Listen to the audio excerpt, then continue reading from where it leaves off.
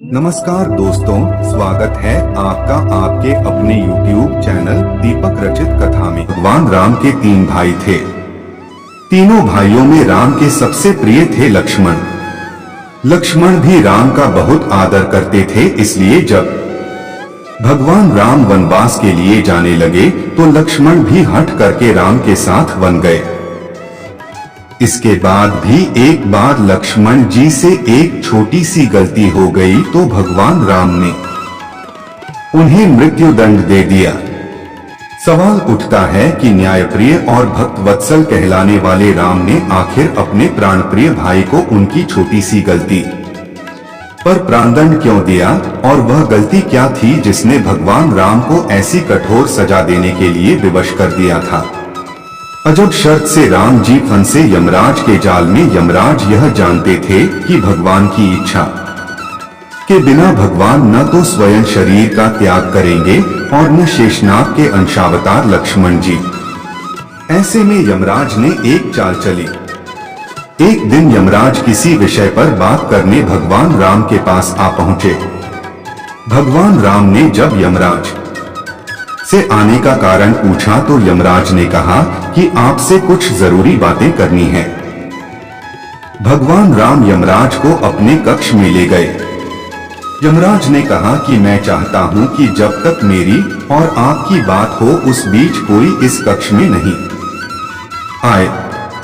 यमराज ने अपनी बात को आगे बढ़ाते हुए कहा कि अगर कोई बीच में आ जाता है तो आप उसे मृत्यु दंड देंगे। भगवान राम ने यमराज की बात मान ली और यह सोचकर कि लक्ष्मण उनके सबसे आज्ञाकारी हैं, इसलिए उन्होंने लक्ष्मण जी को पहरे पर बैठा दिया।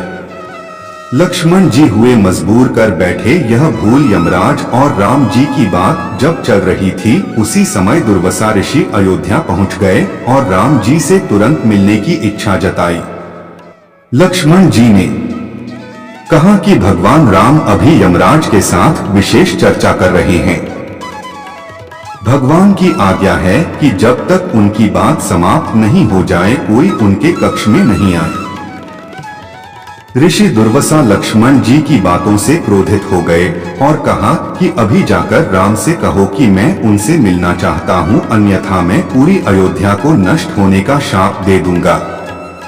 लक्ष्मण जी ने सोचा कि उनके प्राणों से अधिक महत्व उनके राज्य और उसकी जनता का है, इसलिए अपने प्राणों का मोह छोड़कर लक्ष्मण जी भगवान राम के कक्ष में चले गए। भगवान राम लक्ष्मण को सामने देखकर हैरान और परेशान हो गए। भगवान राम ने लक्ष्मण से पूछा कि यह जानते हुए भी कि इस समय कक्ष में प्रवेश करने वाले को मृत्यु दंड दिया जाएगा, तुम मेरे कक्ष में क्यों आए हो? लक्ष्मण जी ने कहा कि दुर्वासा ऋषि आपसे अभी मिलना चाहते हैं। उनके हठ के कारण मुझे अभी कक्ष में आना पड़ा है। राम जी यमराज से अपनी बात पूरी करके जल्दी से ऋषि दुर्वासा से मिलने पहुंचे और इस तरह राम ने दिया मृत्युदंड। लक्ष्मण ने ली जल समाधि। यमराज अपनी चाल में सफल हो चुके थे।